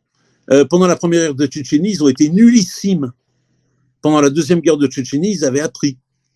Et là, c'est les Tchétchènes qui ont dégusté. Bon, l'armée russe du début de la Seconde Guerre mondiale, c'est une catastrophe. L'armée russe à la fin, beaucoup moins. Bon, maintenant, ce qui n'empêche que effectivement l'armée russe a toujours eu des problèmes a toujours eu des problèmes de compétences tactiques de certaines unités. Il y a certaines unités qui sont tout à fait compétentes, très bonnes, y compris jusqu'au niveau des soldats, et certaines unités qui sont vraiment pas très bonnes. Ça, c'est souvent un problème. Bon, il y a le fait que, d'ailleurs, ce dernier problème est à relier au fait que c'est une armée qui n'a pas de véritable corps de sous-officiers. Et ça, c'est un mystère que j'ai jamais réussi à comprendre. Parce que c'était déjà le cas de l'armée tsariste avant la Révolution. La force des très très bonnes armées qui sont très compétentes d'un point de vue tactique, je ne parle pas d'un point de vue stratégique, je parle d'un point de vue tactique, c'est justement des armées qui ont un très bon corps de sous-officiers.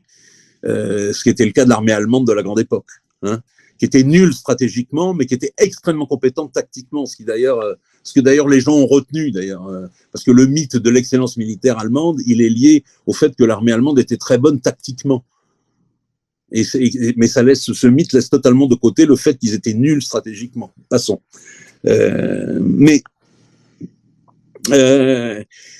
Pourquoi il n'y a jamais eu de véritable création d'un authentique corps de sous-officiers compétents dans l'armée russe, rouge, soviétique ou russe d'aujourd'hui?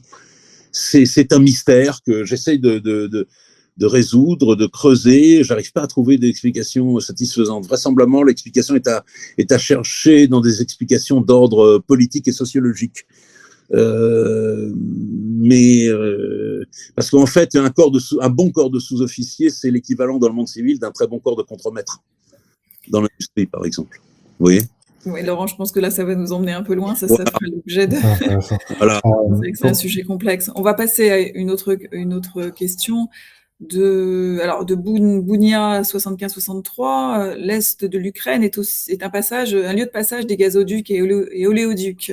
On peut en profiter pour étendre légèrement la question et poser la question de l'intérêt stratégique de l'ouest de l'Ukraine. Peut-être séparer brièvement les deux, parce que la question est peut-être assez banale. Par contre, Laurent, 1 minute chrono max. Sinon, on ne fait pas plaisir à nos auditeurs. Je sais que c'est difficile, mais en vrai. Donc, je vais être très rapide dans ma réponse. J'ai quasiment aucun élément là-dessus. Je sais que les gazoducs passent par l'Ukraine, les gazoducs venant de Russie passent par l'Ukraine occidentale. Donc, on aurait pu supposer que dès le début de la guerre, les Ukrainiens les aient coupés. Or, il y a encore 6-8 mois, ils fonctionnaient encore. Les Ukrainiens ne les coupaient pas, ce qui est un mystère. Alors, peut-être que depuis, ça a changé. Peut-être qu'ils ont été coupés. Depuis, mais encore, je sais qu'au printemps ou au début de l'automne dernier, ils continuent à fonctionner. Vraisemblablement, il y a des négociations souterraines pour les laisser en route, ne serait-ce que parce que les Ukrainiens en profitent et notamment du gaz pour se chauffer, quoi, et puis pour faire chauffer les cuisinières aussi. Voilà, mais j'en sais pas plus. Là, j'ai pas d'autres éléments. Stéphane Chamignon, est-ce qu'un pays comme la Hongrie pourrait changer de camp? Vous l'avez évoqué précédemment, si la Russie ou la Chine payaient pour compenser les pertes des fonds européens. 1 minute, attention. C'est possible, j'y avais pas du tout pensé, je vous le dis franchement. Mais dit comme ça, oui, ça peut, surtout si la situation se dégrade et qu'il y a non seulement un éclatement de l'Ukraine, mais un éclatement, par exemple, de l'Union européenne ou une grave crise de l'Union européenne, on peut imaginer une hypothèse de ce genre. C'est pas du tout une hypothèse absurde. Alors, une question maintenant de Bounia 75-63, de nouveau. Macron est-il assez fou pour se laisser entraîner dans une guerre directe? Je pense pas. Pas à l'étape actuelle. Je pense pas. Il est relativement calme là-dessus. Même si la propagande française est aussi hystérique que les autres. Mais le gouvernement lui-même... je veux dire, c'est pas un hasard si Macron, à plusieurs reprises, a essayé de jouer les bons offices, a appelé à la reprise de la diplomatie, des choses comme ça. Bon, en plus, le fait qu'il soit à la tête d'une puissance nucléaire, ça le rend malgré tout un peu plus responsable aussi. C'est qu'il ne peut pas dire n'importe quoi non plus. Maintenant, on peut imaginer qu'il pète les plombs, qu'il dévisse comme des alpinistes dévissent, et puis, ou alors tout simplement qu'il y ait des pressions américaines terribles sur lui pour que il se range complètement à la position américaine. C'est possible. On remercie nos auditeurs pour leurs excellentes questions. Par contre, vous savez que j'ai une très mauvaise diction, donc je ne suis pas très content que vous ayez des mots imprononçables. Donc, petit test de diction. MPRS 45, ça s'est bien passé. Quelle est la perception, quelle est l'image de la Russie en Asie de l'Est? Merci. Toujours l'exercice de 1 minute, cher Laurent. Je sais pas, je vis pas en Asie de l'Est, donc je peux pas en dire grand-chose. Ce que je sais, c'est quoi les pays de l'Asie orientale? Ben, vous avez la Chine, le Japon, les deux Corées, Taïwan, la Mongolie, le Vietnam, je l'ai dit. Bon, enfin les autres pays de l'Asie du Sud-Est. Bon, ce que je sais, c'est que ces pays-là, ils la jouent tous très asiatiques, c'est-à-dire qu'ils ont tous un discours, alors soit assez neutre ou vaguement pro-russe dans le cas des Chinois. Dans le cas des Japonais, des Sud-Coréens, des Taïwanais, ils ont le discours, je dirais, occidental minimal. C'est-à-dire qu'ils ont voté les sanctions contre la Russie et tout ça, mais ils ne développent pas de discours délirant, enfin pas plus que le minimum qu'on exige d'eux. Puis je sais par exemple qu'il y a un pays d'Asie orientale, qui est la Malaisie, qui continue, qui est un grand producteur de puces électroniques, comme Taïwan, et qui continue à fournir la Russie. Donc, vous savez, les pays asiatiques, c'est pas des pays d'idéologues. C'est business. Et pas forcément business si c'est des hommes d'affaires, mais si c'est des paysans, c'est la vie et la tranquillité. Vous voyez, ils sont très concrets. Ils sont pas dans les délires idéologiques ou romantiques dans lesquels peuvent assez facilement tomber les orientaux ou même les Européens ou les latino-américains ou les Américains aussi, vous voyez.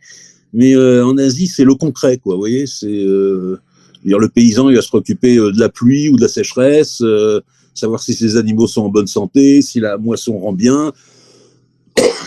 L'homme d'affaires asiatique va se préoccuper de la viabilité de son business, mais il partira pas sur des grandes considérations idéologiques. Vous voyez. Une question de Chando.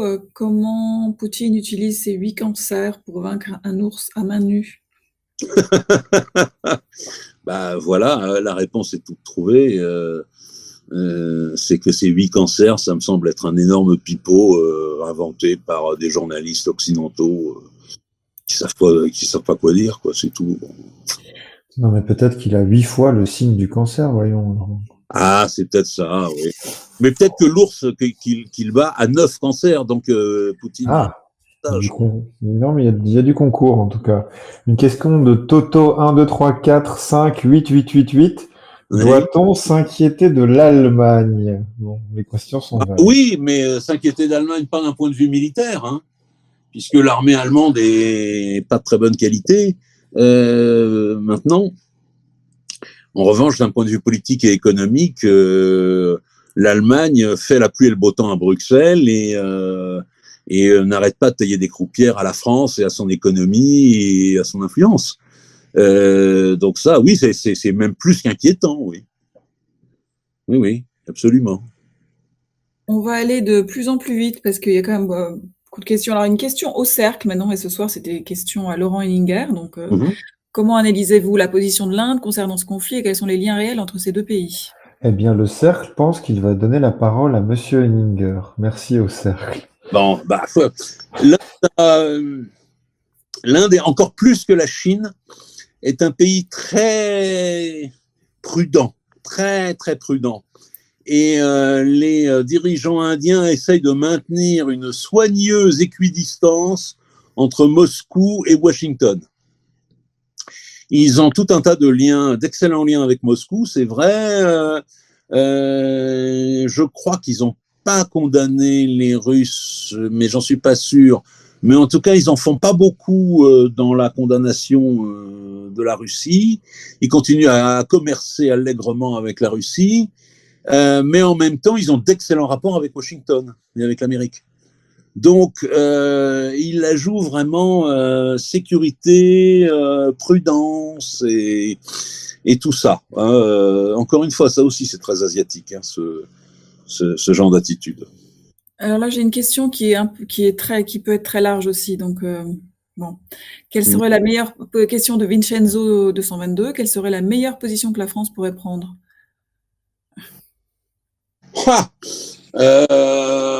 La meilleure position,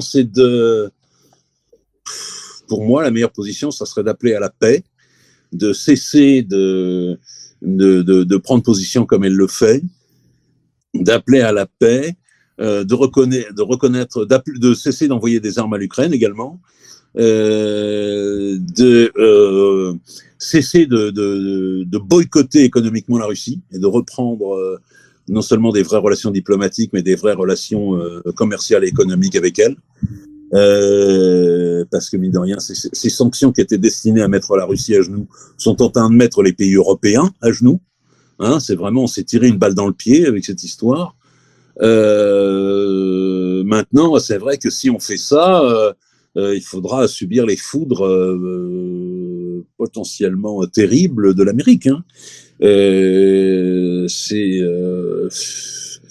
Je vois pas comment maintenant on pourrait, au vu de notre position géographique, mais également au vu de tout ce qu'on a fait depuis un an ou même plus d'ailleurs, comment on pourrait essayer d'avoir une position qui soit aussi prudente et équidistante que celle de New Delhi, de l'Inde, hein, dont je viens de parler.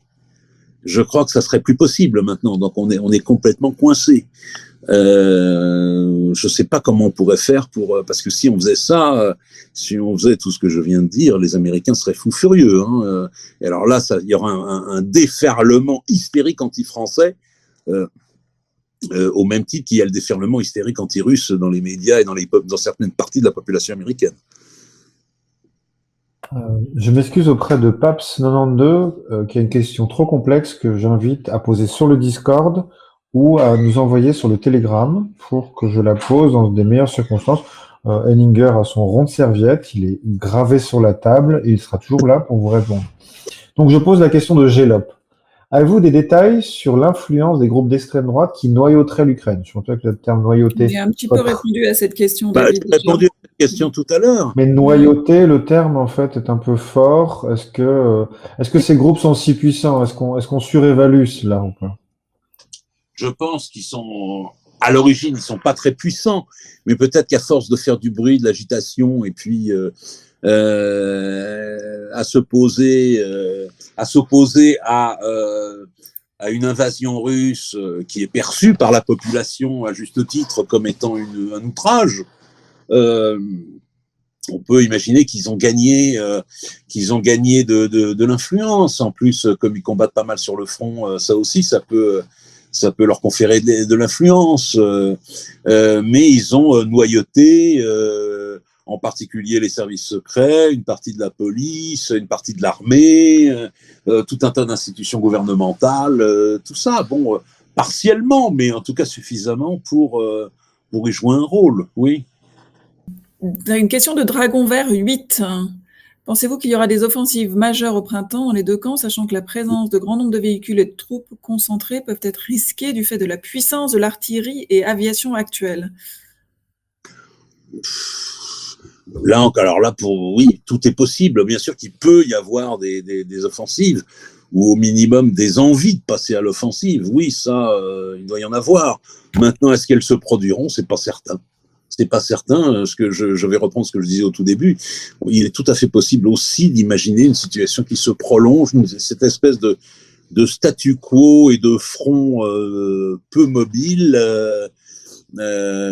qui s'éternise sur des années, comme il y a eu en Corée ou comme il y a eu dans le nord-est de la France pendant la Première Guerre mondiale. C'est possible aussi. Quel est le niveau de propagande actuel comparé à la guerre froide, monsieur Alors Landry? moi, qui suis un peu plus vieux que vous tous ici, j'ai vécu j'ai pas vécu les premières années de la guerre froide, mais je me souviens dans les années 60, 70 ou 80, il y avait un discours anti-russe, anti-soviétique même à l'époque plutôt, mais pour autant qu'ils m'en souviennent, et un, j'ai une bonne mémoire, mais deux, en tant qu'historien, j'ai pu lire beaucoup aussi sur cette époque, il n'y a jamais eu, à ces époques-là de la guerre froide, une telle hystérie dans la propagande anti-soviétique qu'il y en a qui soit comparable à ce qu'on voit aujourd'hui dans la propagande anti-russe. Jamais. Jamais à ce point-là. Alors, il y a peut-être eu des pointes de ci, de là, mais c'était vraiment très ponctuel, quoi. Ça allait pas loin. Et puis, ça s'éternisait pas. Là, un truc aussi déchaîné, aussi fou, aussi délirant, aussi haineux. Parce que là, ça traverse peut-être plutôt un peu tous les bords politiques, tandis qu'à l'époque, il y avait quand même un front de gauche qui... Ouais, enfin, vous saviez, la guerre froide, parce que la gauche, même à l'époque de la guerre froide, c'était pas uniquement les communistes, hein. Oui, certes. Vous aviez les socialistes, et les socialistes étaient hyper atlantistes pendant la guerre froide. Hyper atlantistes. Vous avez toute la période sartrienne où il s'agissait quand même de nier pas mal de choses aussi, donc... Ouais, non, ça me semble pas... Non, non, même pendant la guerre froide, ça allait pas aussi loin. Vraiment, c'est... Là, cette fois-ci, ça s'est déchaîné à un point... à un degré, selon des formes et des modalités qui me laissent croire qu'il y a vraiment autre chose. Il y a vraiment autre chose. Bon, alors c'est vrai que la gauche s'y est mise et que la gauche est devenue de plus en plus irrationnelle et hystérique et théâtrale et fanatique. Donc on peut imaginer que ceci explique cela. Bon, c'est peut-être aussi le fait que beaucoup de petits bourgeois occidentaux sont des gens qui n'ont aucune idée de la réalité du monde, de la géopolitique, des conflits, de ce que c'est que la guerre, de ce que c'est que la misère et tout ça, et que c'est souvent des gens qui vivent dans des univers un petit peu dématérialisés comme ça, qui sont prêts à laisser leur cerveau partir en vrille. Hein, c'est une hypothèse psycho-anthropologique que j'émets ce soir. C'est-à-dire de faire étant donné qu'ils vivent déjà pas mal dans le virtuel, dans certains cas qui les fait un peu paniquer, qui leur fait peur ou tout ça, ils peuvent laisser leur cerveau partir encore plus dans le virtuel et dans l'imaginaire. On peut imaginer une explication de ce genre aussi. Hein. Une question de GTCH, l'avant-dernière question, hein. GTCH 1995. Selon Emmanuel Todd, le conflit prendra fin dans 5 ans pour la Russie du fait de l'apparition d'une classe creuse. Qu'en pensez-vous ? C'est possible. C'est possible. Moi, je me méfie d'Emmanuel Todd parce que depuis que je l'entends faire des pronostics, une fois sur deux, il dit des bêtises énormes et une fois sur deux, il dit des trucs géniaux. Donc, moi, je ne sais plus quoi penser de ces pronostics.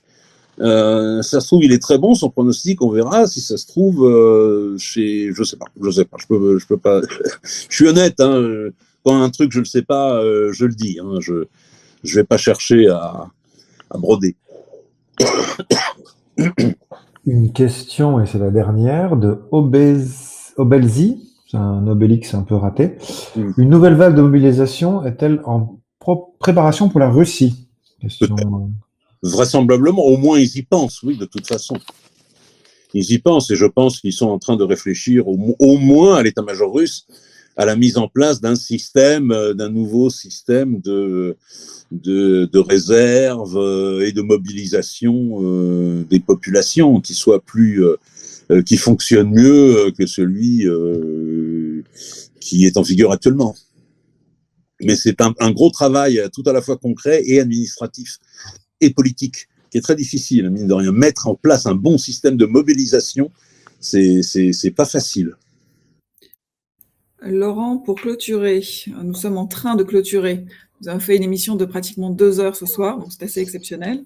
Ah bon. Est-ce que vous auriez des ouvrages à recommander sur ce sujet ou plus généralement sur la question militaire et la question de la guerre? Alors, sur ce sujet, pour l'instant, j'ai pas vu de bouquin particulièrement intelligent, mais il y en a peut-être, hein, je sais pas. J'ai vu beaucoup de bouquins hystériquement anti-russes, oui. Bon, j'ai pas vu encore paraître de bouquins intelligents. Ah si, les bouquins de Jacques Beau. Si, bien sûr, j'ai dit une bêtise.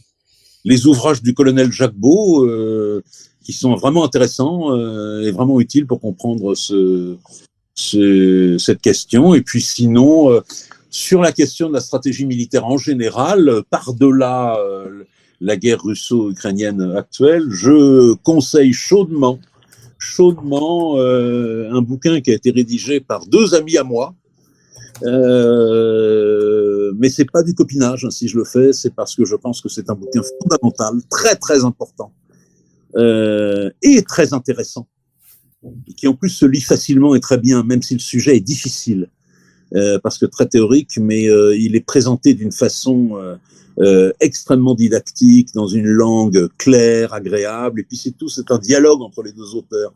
Et la forme littéraire du dialogue facilite toujours beaucoup la lecture, surtout d'un sujet, quand c'est un sujet difficile, parce qu'on a toujours le poseur de questions qui est là pour éclaircir le sujet et puis pour, en quelque sorte, forcer le répondant à se donner du mal pour être clair. C'est un bouquin qui s'appelle Conduire la guerre, qui est de Benoît Bihan et Jean Lopez, hein, que les lecteurs du magazine Guerre et Histoire connaissent bien. Conduire la guerre, sous-titre Entretien sur l'art opératif. Et donc, c'est sur une question de théorie de l'art militaire extrêmement complexe, qui est la question de ce qu'on appelle l'art opératif, que certains appellent, à tort d'ailleurs, l'art opérationnel. Qui est un art inventé, créé par des théoriciens militaires soviétiques dans les années 20 et 30, et qui est un des serpents de mer les plus complexes et les plus importants de toute la théorie militaire. Je pense que ce bouquin, à terme, pourra être aussi important que l'a été celui de Clausewitz au XIXe siècle. J'ai pas peur de le dire, hein, et tant pis si on m'accuse de copinage. Mais vraiment, si vous avez 22 € à mettre en l'air, ça sera pas, vous le jetterez pas par la fenêtre, paradoxalement, en achetant ce livre qui est vraiment formidable et d'une importance fondamentale. Le seul copinage que M. Henninger connaît, c'est celui avec l'excellence et le sérieux. N'oubliez pas que écouter des intervenants ne remplace pas la lecture. Il faut absolument lire avant tout. Nous vous proposons des idées, mais vous invitons à les réfléchir. Nos réseaux sociaux sont là pour aussi vous divertir, vous informer, mais vous instruire. Nous vous invitons à les suivre. Nous vous invitons à rejoindre notre bibliothèque, qui est assez fournie, avec des livres d'excellence. Et nous vous souhaitons à tous, Monsieur Henninger, ne quittez pas, s'il vous plaît, parce que chaque fois que je le fais, les gens partent alors qu'il ne faut pas. Nous vous souhaitons une excellente soirée. Nous remercions. Les questions étaient très bonnes ce soir, donc nous remercions le chat. Il y avait beaucoup de monde. Je remercie évidemment nos équipes. Je remercie Flavie qui fait un travail formidable et Laurent Henninger. Et je vous souhaite à tous une excellente soirée. Merci à vous. Bonsoir. Chers camarades, si tu veux plus de contenu, de réinformation, d'éducation populaire et de formation intellectuelle, n'hésite pas à faire un don sur notre page Tipeee.